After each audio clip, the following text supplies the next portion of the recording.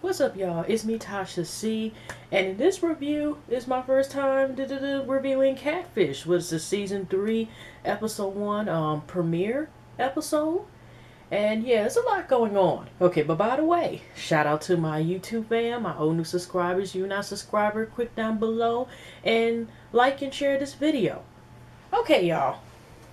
This was some teenage movie. I Know What You Did Last Summer Means Girl episode. Okay, I even finished watching. If y'all didn't get a chance, y'all notice if y'all watch Catfish before, they usually shows at the end of the episode like an update and everything about, you know, are they still talking, what's happened to the person being catfish and the person who was catfishing and stuff. And in this particular episode, they didn't really show. You had to watch this new after show thing they're starting to do with some of these MTV shows more to see the update. And in this case, the update was, just fast forward. Okay, the dude that was the person was catfish was named Craig, and the catfisher was Cassandra, what went by Zoe. They said Craig and Zoe in this episode. So, to make a long short story, I'm going to go through this fast as possible because, I mean, it's confusing as heck to a certain degree. But we're going to work with it. Okay, Craig is called Neve, Neve, and the gray-haired dude. I don't know why I just forgot his name, but you get what I'm saying. So, he called Neve basically that he's been talking to somebody about a year and something. And it's not just kind of like a catfish thing it's turned into. You can say it's a little bit of cyberbullying, harassing. You know, it's not just somebody simply just they talk to somebody and they just stuck and die. It's a whole nother level because it's not just involving one person and attacking them. Now, this is even a little bit more further than that one chick, I think, season 1 or season 2, that got catfished by her ex-boyfriend's current girl, whatever. It was pretending to be one of his boys. Y'all remember the girl with the red dress coming to flower, and she is sitting. Yeah, y'all get. But in this particular thing, Craig's sister was affected, and 2 of their friends were affected by this whole thing. So Craig found this chick, heard about her. She was one of Kayla and Kayla, which are 2 different people, but the name's too similar. So one I know is brown, brunette hair, and the other one's blonde. That's all I got. Okay, and both names are very similar. I think Kayla is the one with blonde hair, and Kayla's the other one. Okay. So somehow his sister Mariah, he lives in Pittsburgh. His sister, most of his family, whatever, lives in Florida, and so, you know, some of the friends, I don't know how long recently. And of course, that, you know, that's a whole nother TV show about going to the autobiography of Craig.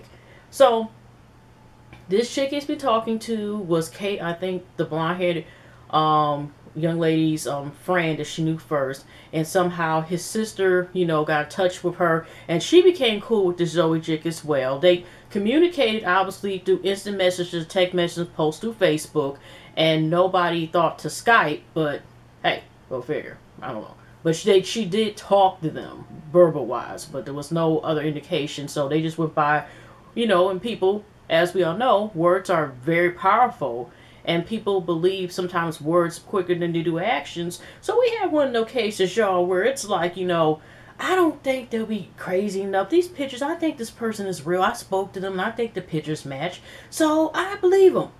But like I said, the blonde-headed young lady, I think that was Kaylin, has been talking to Zoe since 8th grade, or about 5 or some years, but some years, okay? And that's Kayla. I don't think really know. I don't know her. Craig talked before, or were on and off again, just didn't want to say anything. But Craig has admitted once he gets in touch with them and he tells about background. You know, he was going through life, felt like Zoe had his back. You know, during his financial thing, and you know, his problem was his father. This relationship with him, he only met him once, and he died. And he says supposedly it's from his actions of, you know, dying from the complications of AIDS. It was what he was told.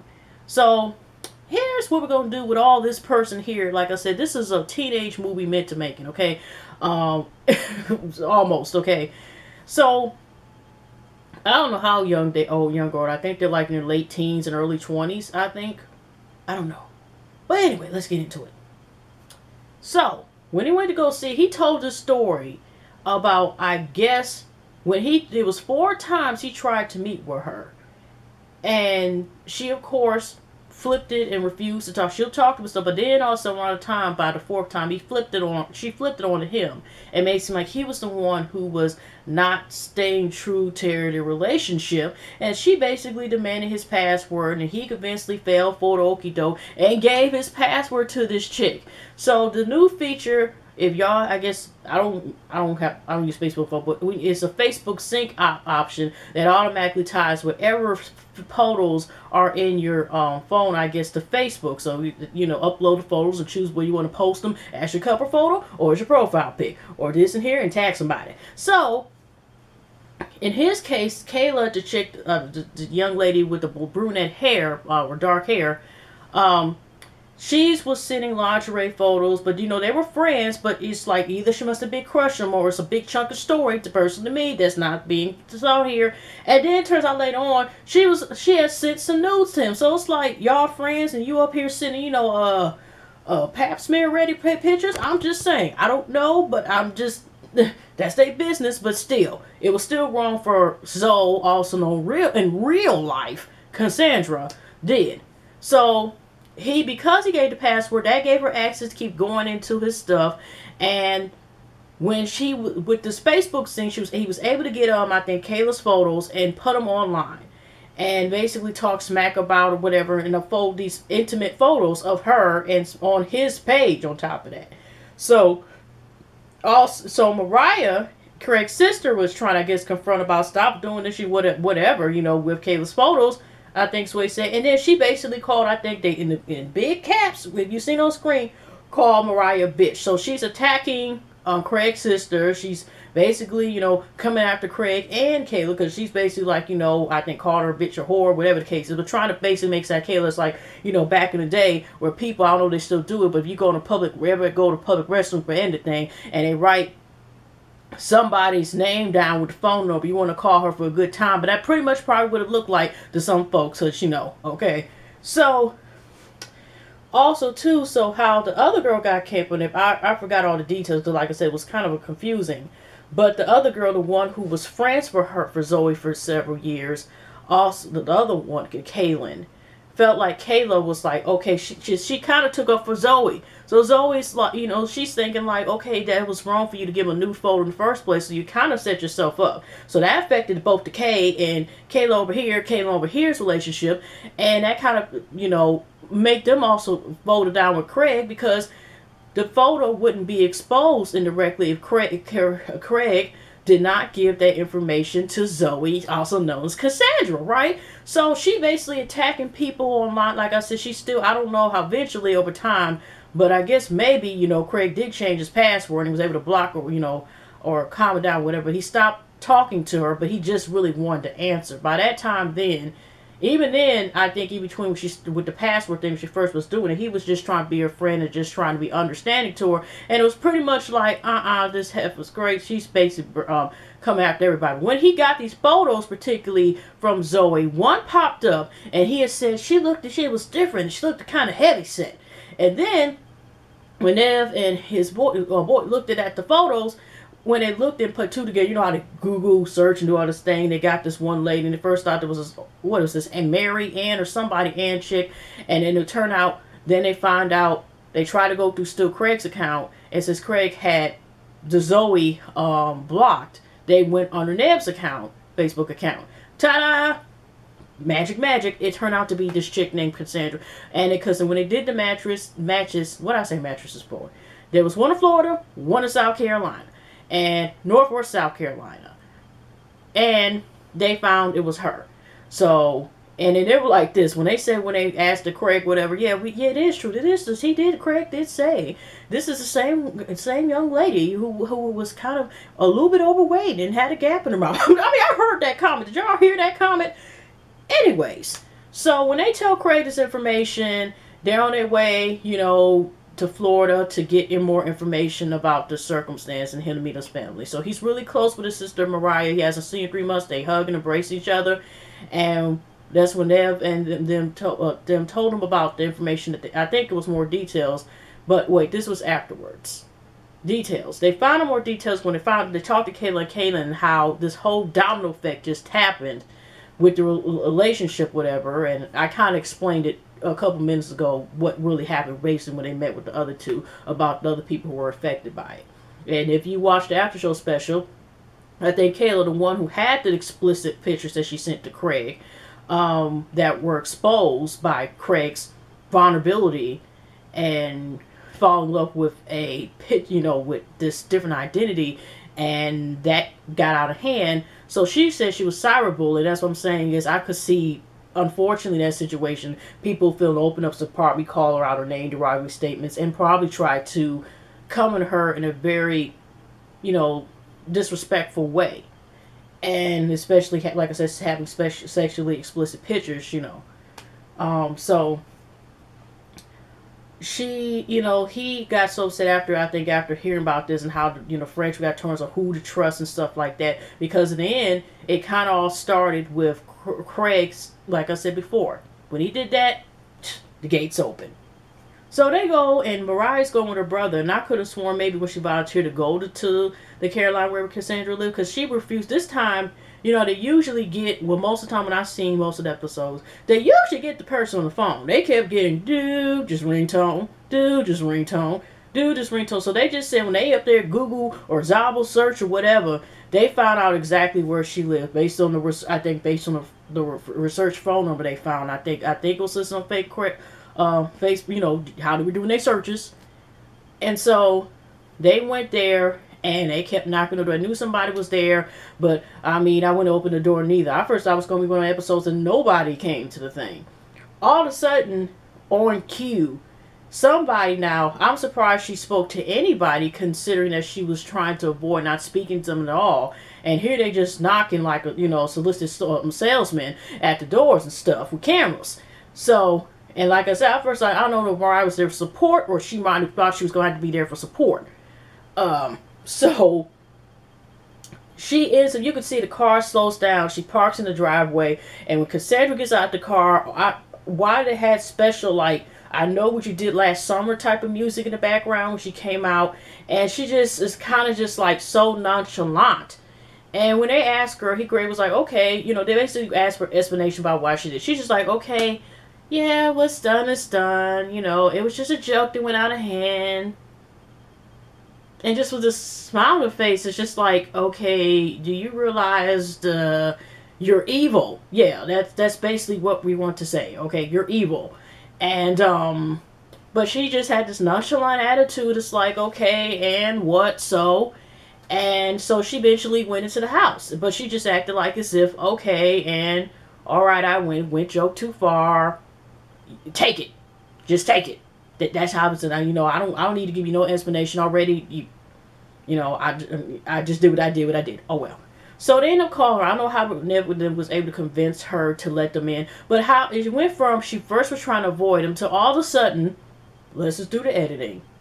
She decided to allow them to come over. She even came in there. I'm surprised she didn't offer them some cookies and some lemonade. So they sit down to ask her opinion, and it turns out, which wasn't surprised, the way that she sounded like she was the type of person when the bully becomes a bully, which I ain't gonna lie, I did that when I was a kid one time. I was kind of like that to certain folks. I ain't gonna lie. But I was like 11. But what I'm saying, I don't know how old this young lady is, but it turned out it was one of those situations where you have the bullied become the bully, and it seemed like, because when Craig asked her, like, well, what do you think if I knew who you truly were, that I at least wasn't going to be friends with you, be cool with you? And she didn't think so. So, because he's like, I know you have your own problems and your own and stuff, which was true. We could see that the poor child might be suffering from having insecurities, and her way of dealing with whatever issues that she has is to bring hurt to other folks or make innocent people pay for whatever hurt that she has. You see what I'm saying? So, Mariah, I had to give her credit. Was like I said, it just seemed like, because Nev ended up talking to him, I think, after Craig and them leave the house, because she kind of really didn't have any answers. She's just like, oh well, blah blah blah. I don't think she still really apologized, but she wasn't as, as she was outside. But she kind of did let her guard down about how she felt to Nev, and not this much to Craig, but to Nev and them. And then they end up leaving because it really wasn't nothing. So Craig was like, I hear what I had to hear. Nev talked to her, and that's when she gave her explanation, or a little somewhat explanation. So they end up leaving. And then Craig is like, I'm just done with this. You know, I trusted my heart with this person. And that was pretty much it. It, you know, like I said, well, the mega update, people's, you know, friendships, whatever, are still being worked with. But Craig is in barbershop school trying to finish that and trying to find out he's still single and looking up whatever. And when she came to after show, she did sit there at times, but she finally apologized to both Kayla and Kayla for the behavior, especially Kayla, because I think those were only the pictures that she was used. But it was like she was verbally, you know, attacking and stuff like that, which unfortunately she just became what I like to call, as we see, like you have case of e-balls, or became an e-gangster. And because we see real life, she wasn't about talking that shit when she seen them in face. But unfortunately, a lot of these people who, some of these people who come on here, not all these people, but some of these people who happen to fall the category of trolls or these cyberbullies and stuff like that, a lot of stuff they say online it will do to people, they will not, most of them won't even do, you know, when they get to, you know, really you. And yeah, but like I said, I think I covered as best I can. I'm sorry, but like I said, it was just on a whole other level because she was coming at the other folks, okay, and posting it through his page or whatever. And she was trying to say, y'all, by the way, at the end, she was trying to get on her life. She's going to try to get in college, stuff like that, kind of making us seem like we're supposed to play the violin. But here's a little shocking note at the end, though. But it was to the after show, because like I said, they didn't show what they were doing 2 months later, okay. They end up they ended up asking her, I think it was questions from the audience, because, you know, you can Instagram, you know, questions and everything. But what is she, you know, as far as her moving on and stuff, is she still online? She claims she shut down the page and stuff like that, whatever, right? And Craig had let it be known, like, well, I never blocked the page. I still don't associate with her. I just never, I know it's still up because I just don't say nothing to her. So, you know, and everybody just like, oh, and then she tried to, you know, change it up and clean that up real quick and sit there and be like, well, you know, I just have that page and people can say anything too. Wait a minute, you just said you were no longer online or at least have any more social media accounts. But then once Craig had, you know, busted your bubble or bust you for your bullshit, then she had nerves had to change the thing, you know, whatever. But I mean, like I said, she did apologize to the girls, whatever, and Craig would just get on with his thing. But yeah, that's how I interpret it, y'all. And y'all pleasant week, pleasant night, pleasant weekend. I definitely will see y'all in the next one. Okay, take care.